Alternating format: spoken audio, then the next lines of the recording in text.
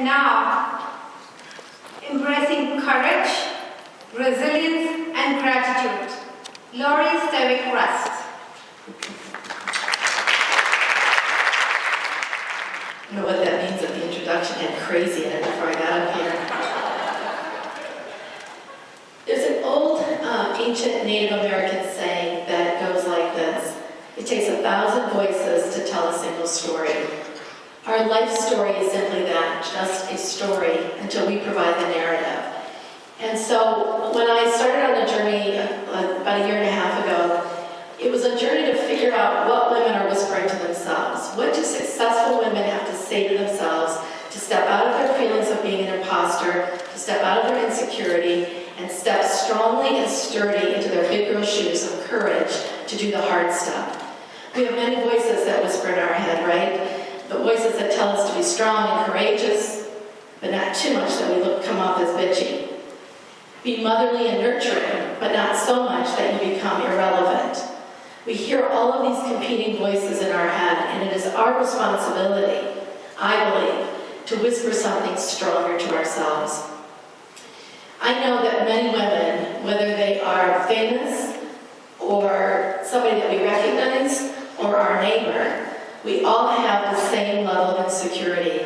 And I thought that if I could interview these women and come back to tell the audience what they were whispering to themselves to push through that insecurity, that there would be a life lesson in there for all of us.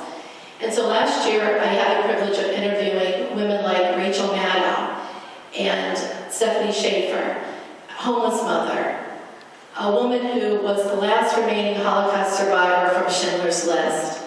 And collectively, this is what I discovered were the 3 lessons that carried through the theme of all of those women's stories that leads to a successful life for women.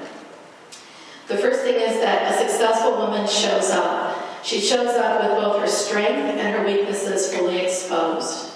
She stands strongly in her authenticity, which is now the word that we hear a lot about, but it's not easy.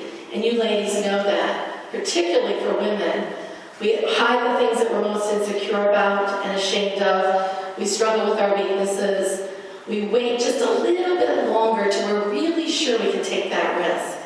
But a successful woman takes all of those struggles with all of her gifts and her successes and shows up fully present. The second lesson that I learned from these amazing women was the power of resilience. That despite hardships and struggles, the challenge for a successful woman is to figure out how long it takes for us to bounce back. For women, sometimes we find ourselves always waiting and looking for that other shoe to drop, right? In the field of psychology, we talk about that as anticipatory anxiety. We're waiting, we're watching. Things are going well for us, so we get that superstitious thinking going, right? Like, oh, maybe I'm not going to celebrate too much because something else might happen bad. Or so many bad things have been happening, and I don't want to get my hopes up that something good is coming around the corner. No matter which part of that story you tell yourself, you're living in the future. Because where does anxiety live? In the future. Any sentence that starts with, oh my God, and what if, is going to take you down a path that is not a very good path. Our resilience and our strength, the health of our brain and the health of our ability to cope, comes in our moments. 86,400 moments is what we are gifted each day. When we stand fully present in our moments, that's where we develop our strongest sense of ourself, and we build our resilience. We can show this through PET scans, because what happens in our moments when we stand fully present and aware? We find our gratitude. And I don't mean the fluffy gratitude, like an attitude for gratitude, or those cutesy little things that we put little stickies all over our walls. I'm talking about hard gratitude.